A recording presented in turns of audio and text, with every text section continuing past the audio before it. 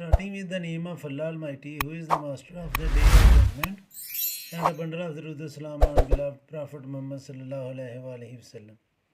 Dear students, exercise 9.1, question number 6, and the statement is, which of the following are axiom?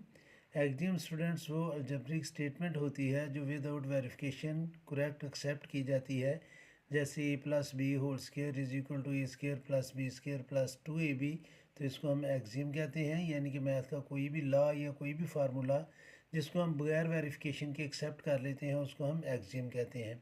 How many of the axioms are postulate, और postulate वो axiom होता है जो math की किसी एक branch में एप्लीकेबल हो लेकिन सब पर एप्लीकेबल ना हो।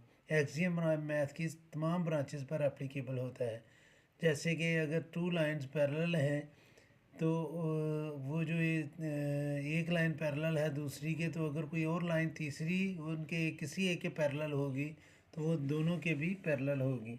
या टू इंटरसेक्टिंग लाइन जो हैं वो किसी एक लाइन के पैरेलल नहीं हो सकती, तो ये पास्टुलेट है।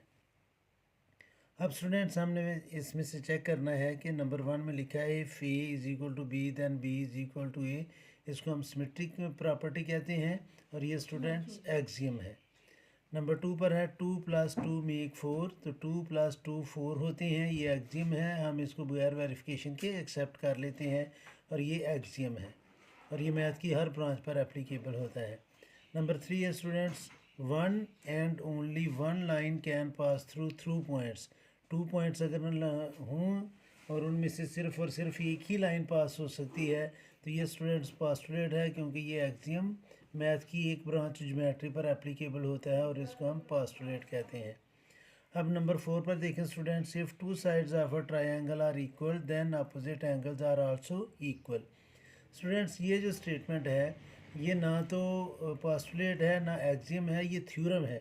असल में ये डेमोन्स्ट्रेटिव ज्योमेट्री का थ्योरम है कि अगर एक ट्रायंगल की 2 साइड्स इक्वल हैं तो उनके अपोजिट एंगल भी इक्वल होते हैं। तो ये थ्योरम है, ये ना तो पास्टुलेट है और ना ही एक्सियम है। अब स्टूडेंट्स नंबर 5 पर है स्टूडेंट्स, आपके सामने मैं रखता हूँ जी कि नंबर 5 पर है, ब्लर हो गया ज़रा, ठीक होता है फिर मैं पढ़ता हूँ कि product of 2 negative real number is always greater than 1। Students 2 negative real numbers को जब हम मल्टीप्लाई करेंगे यानी कि -1 और -3 को मल्टीप्लाई करेंगे तो वो +3 आ जाएगा और वो 0 से बड़ा होगा, तो ये एक्सियम है, ये पास्टुलेट नहीं है। आगे students number 6, all right angles are equal to one and other, यानी कि 90 ही के इक्वल होता है।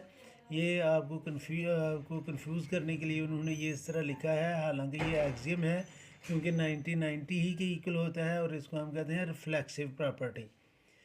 नेक्स्ट है students number 7, the whole is greater than its part.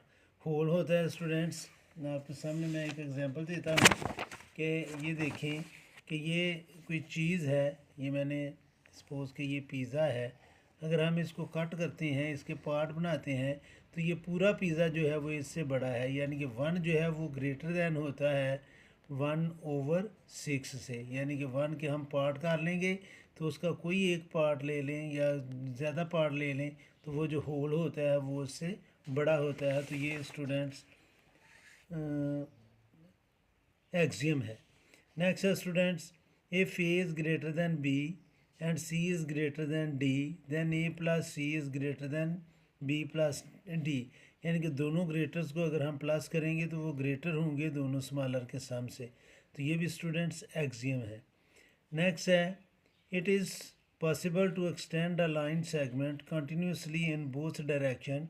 एक लाइन सेगमेंट हमें दी हुई है तो हम उनको दोनों साइड पर एक्सटेंड कर सकते हैं, तो ये स्टूडेंट्स पास्टुलेट है, यानी कि ज्योमेट्री का एक्सियम है तो ज्योमेट्री के एक्सियम को हम पास्टुलेट कहेंगे।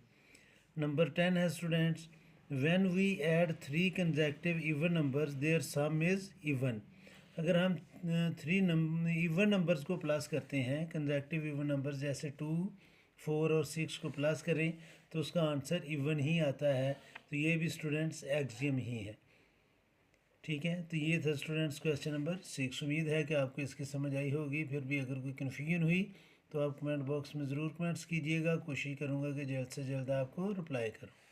और आखिर में हमेशा की तरह अल्लाह से दुआ करूँगा कि आप सब हमेशा खुश रहें और ज़िंदगी के हर मैदान में कामयाब हों। आमीन। अल्लाह हाफिज़।